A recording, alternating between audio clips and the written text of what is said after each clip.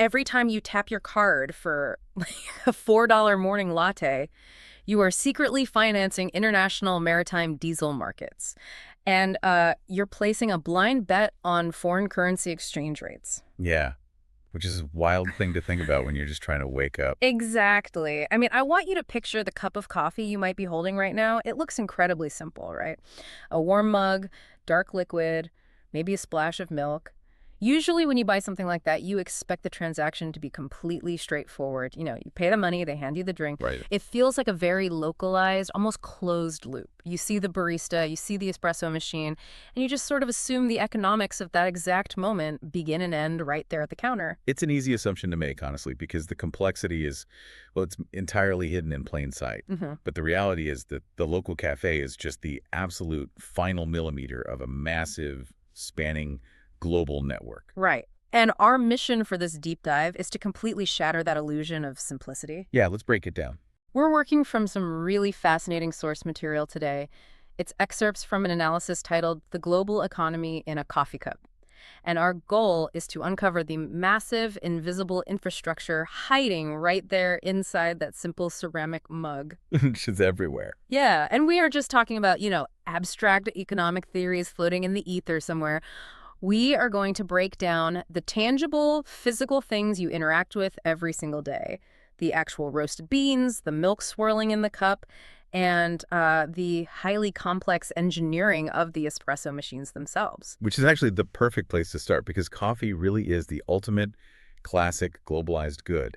It forces us to ask some profoundly interesting questions. Governor. For instance, why does this incredibly simple drink fundamentally rely on so many different regions? Mhm. And how do macroeconomic forces that seem completely disconnected from your morning, like a shipping bottleneck halfway across the world, or fluctuating international money markets, how do they dictate the exact price you pay at the register? Right. Because when we look at the physical components, we know what makes up the coffee. We've got the beans, the milk, the machines. But the immediate question is, why aren't these elements all produced in the exact same place? Right, why spread it out? Exactly. If my local cafe needs all three of those things to function, why don't we just have one region that grows the beans, milks the cows, and builds the heavy metal espresso machines, all within like a 50-mile radius? Well, the answer comes down to two critical core concepts from our source material, and those are comparative advantage and global value chains. Okay. And to understand why we don't just centralize everything into one town, we have to look at how different regions specialize in different components. Mhm. It's not just about what a region can do, Yeah. it's about what a region should do based on its resources. Okay, let's unpack this. Because comparative advantage is one of those terms that sounds like dry textbook jargon, but it's actually a brilliant piece of logic. A lot of people mistake it for just meaning, who is best at what. Yeah, like a competition? Right, but it's really about opportunity cost. Think about a highly functioning top-tier restaurant kitchen. You have a head pastry chef who has spent decades perfecting the delicate science of sugar and temperature. Okay. Now, let's say this pastry chef happens to also be an incredibly talented butcher, like better than the actual butcher on staff. A multi-talented chef. Exactly. Even so, you would never hand the pastry chef a meat cleaver and tell them to go break down a side of beef. Precisely. Yeah. Because every hour that pastry chef spends butchering a cow is an hour they aren't making high-end, high-margin desserts. The opportunity cost is massive. Exactly. Even if they are great at it, it costs the restaurant way too much money to pull them away from the pastry station. The kitchen operates beautifully because the pastry chef focuses exclusively on what brings most value, and the butcher focuses on what they do best. And the global economy works the exact same way. Different regions focus on what they do best relative to their other options. Right. So one region might have the exact perfect altitude, the right soil, and the agricultural history for growing premium coffee beans. Another region might have generations of heavy industrial engineering infrastructure. Yeah, factories and metalworking. Exactly. Precision metalworking and supply chains ready to build incredibly complex espresso machines. And if you force that manufacturing region to clear out their highly profitable factories just to plant coffee bushes in a climate that isn't suited for it, the economic loss is devastating. That opportunity cost again. Right. That opportunity cost is huge. And that is the essence of a global value chain. It's taking that restaurant kitchen analogy and stretching it across the entire planet. The chain is made of links. And each link is a specialized task happening in the region that possesses the ultimate comparative advantage for that specific task. So they don't overlap. No. The region making the espresso machines leverages its skilled engineers and sourced metals. They don't try to cultivate delicate coffee plants in a factory town, and the farming region doesn't try to smelt steel in the mountains. Which makes perfect sense in isolation. But wait, if a local cafe has to source beans from one highly specialized agricultural region, and then buy their espresso machines from a completely different industrial part of the world, and then get their milk from a regional dairy farm, doesn't that make the process needlessly complicated and expensive? It does seem that way. I mean, coordinating a supply chain across multiple oceans just sounds like a massive logistical headache. Oh, it's a massive logistical undertaking. But physical distance isn't just a headache, it's a tangible expense. If everything is spread out across all these specialized regions, bringing them all together in your local cafe comes with a price tag. Right. And a huge part of that price tag consists of what the text calls trade costs. So we're talking about transportation, shipping, logistics, port fees. These costs fundamentally shape the final price of the coffee. Here's where it gets really interesting.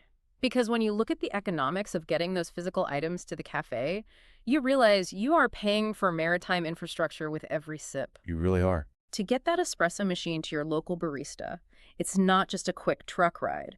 Someone had to load a heavy, highly engineered piece of metal into a massive shipping container. Yeah. And then that container gets hoisted by giant cranes onto a specialized vessel that is like a quarter-mile long.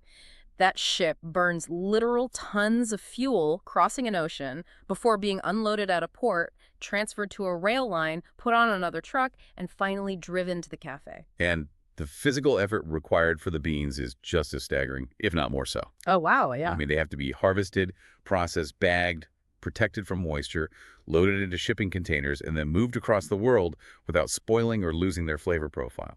So how do we afford that? How does a cafe owner afford to pay for a cargo ship's ocean journey just to get an espresso machine? This is where the math of global logistics comes in. It's all about economies of scale. Okay.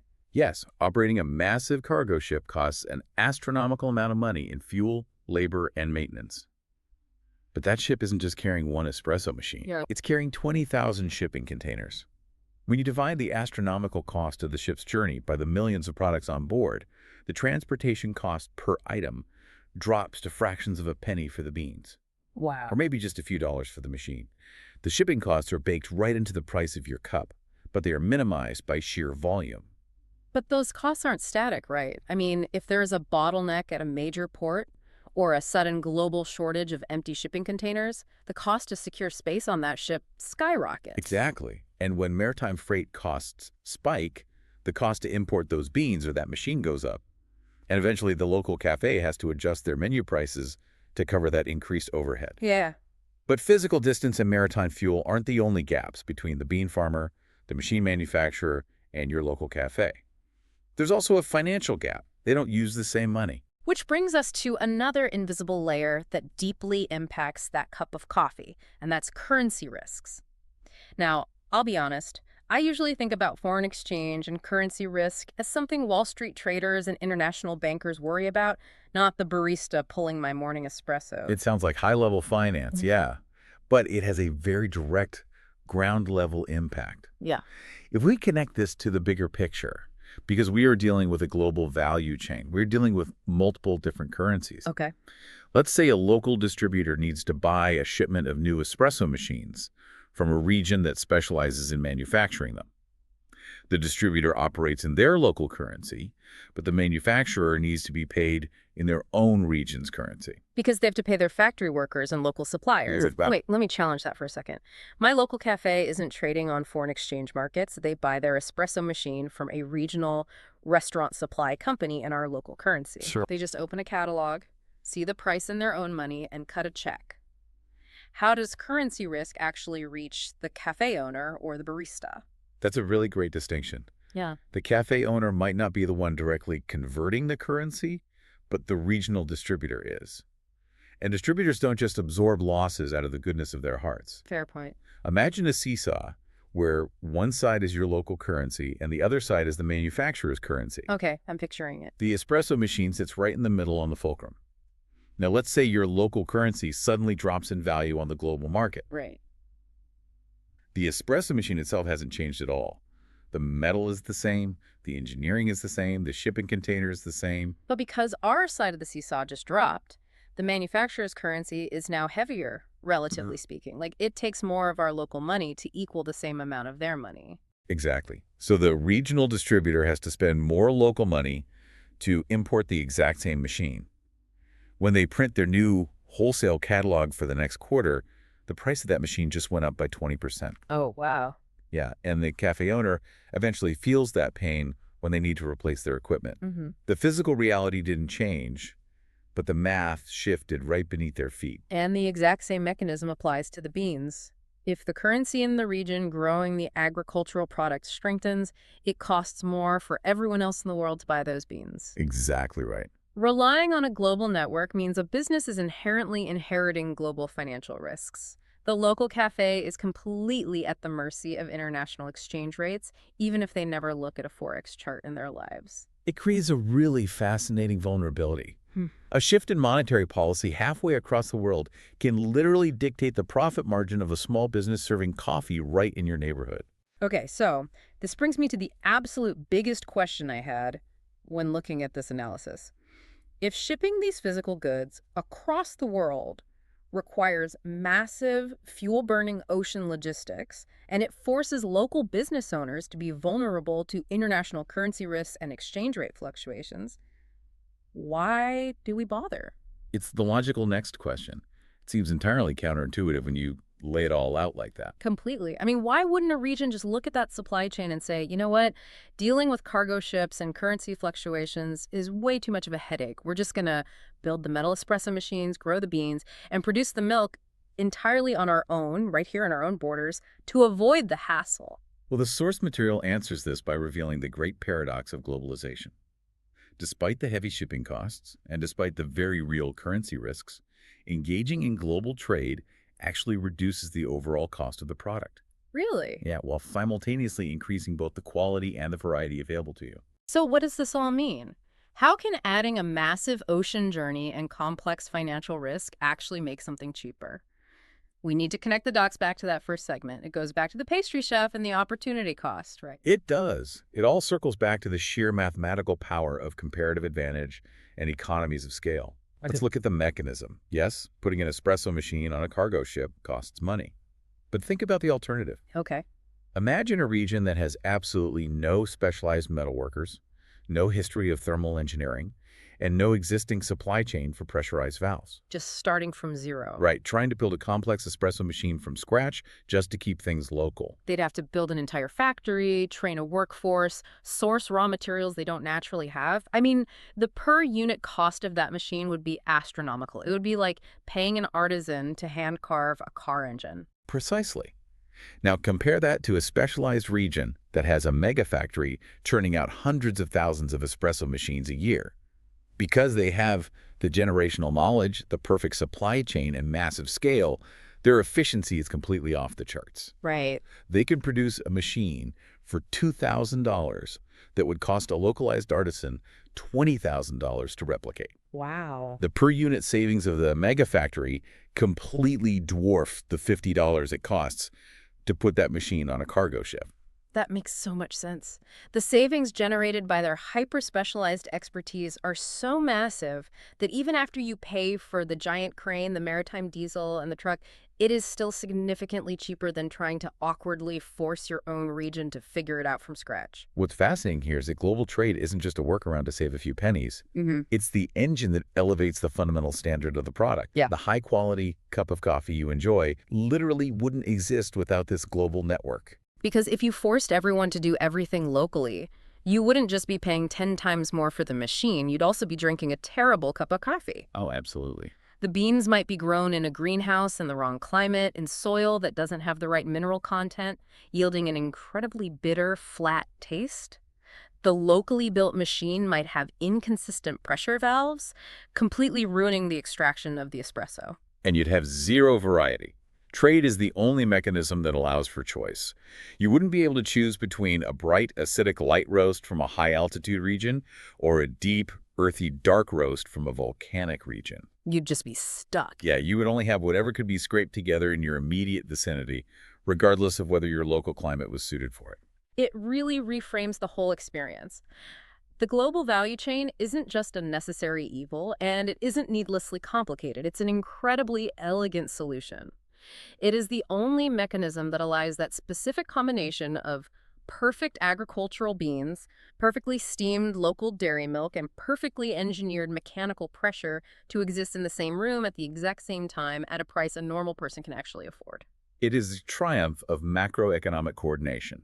Millions of participants all focusing on the one specialized task they do best and trading the results across an invisible web of logistics. Which brings us to the grand takeaway from the analysis we've been exploring today. Every single cup of coffee, no matter how simple it looks sitting on your desk, is a physical manifestation of a staggeringly complex global production network. Trade is the invisible glue holding the whole morning ritual together. It really pulls back the curtain on how fragile yet incredibly robust that system is. It does. And honestly, it's very easy to just walk through the world and accept things at face value. You tap your card, you get your coffee, you move on with your day. Yeah, we all do it. But taking a few minutes to look closely at the everyday economics of the very ordinary objects sitting right in front of you, it changes how you see the world. We all know the global economy is interconnected on a macro scale, but applying this micro lens, looking at the specific journey of the beans, the milk, and the machine, it exposes the invisible threads of economics that are usually hidden behind the counter of your local cafe. I want to leave you with one final thought to mull over, something to really test this new lens. Oh, let's hear it. The next time you're standing in line for your morning coffee and you look up at the menu board and you notice that the price of your regular order has unexpectedly changed by 20 cents, look at the cup in your hand and ask yourself a question. Which invisible thread in that massive global value chain just shifted? Oh, that is a great question to ask. Was it a currency risk? Did the money in your pocket just drop slightly in value against the currency of the region manufacturing the replacement parts for the grinder? Right. Or was it a sudden spike in shipping costs because a major maritime route was blocked, forcing cargo ships to take a longer, more fuel-intensive route across the ocean? Or was it a shift in a region's comparative advantage, maybe an unseasonal frost that made growing those specific beans just a little bit harder, driving up the global opportunity cost? It's never just 20 cents. It's the entire globe constantly negotiating its resources, balancing its currencies, and routing its ships, all funneling down into that one warm, simple-looking ceramic mug we talked about at the very beginning. There's an entire world of complexity behind what we see on the surface. Keep questioning the systems around you, keep looking for those invisible threads, and we will catch you next time we take a deep dive into the extraordinary reality hiding in the ordinary.